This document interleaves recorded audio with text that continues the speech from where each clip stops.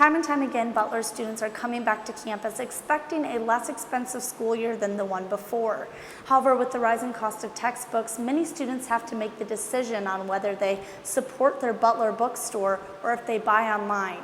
I sat down with some students to talk to them about what they believed was the more convenient and cheaper option.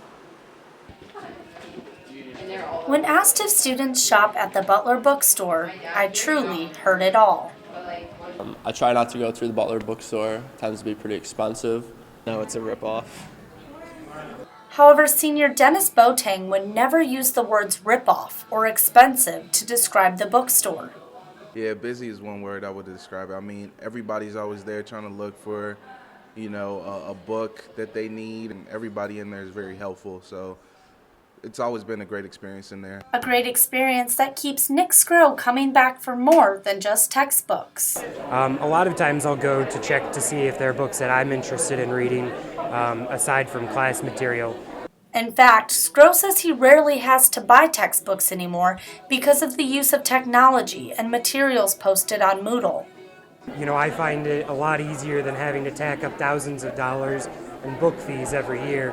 And a lot of the interesting articles that we're really reading aren't necessarily found and compiled into these books anymore.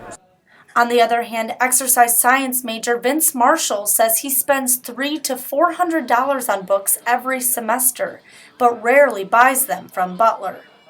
For the most part, I try and go elsewhere because of the prices. And while Amazon and Chegg seems to be the most popular places besides the bookstore, the online option wasn't always the cheapest.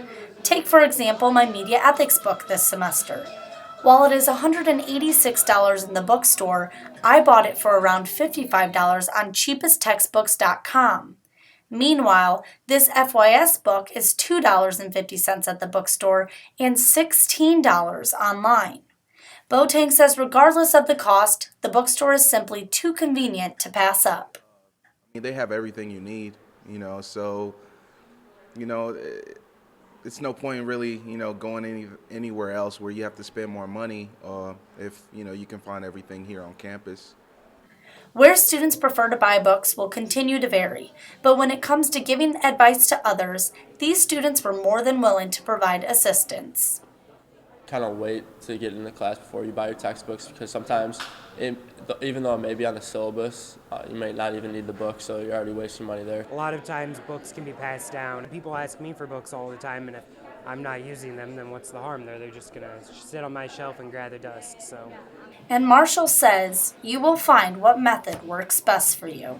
As you go through semesters and years in school, you figure out the shortcuts and the easy way to get to the cheapest books because, you're always looking for the best deal. So whether you choose to buy or rent textbooks from the Butler Bookstore or online, most students will agree that you should always conduct your research first. That is the most effective way to save some money. For the Butler Collegian, I'm Kaylie.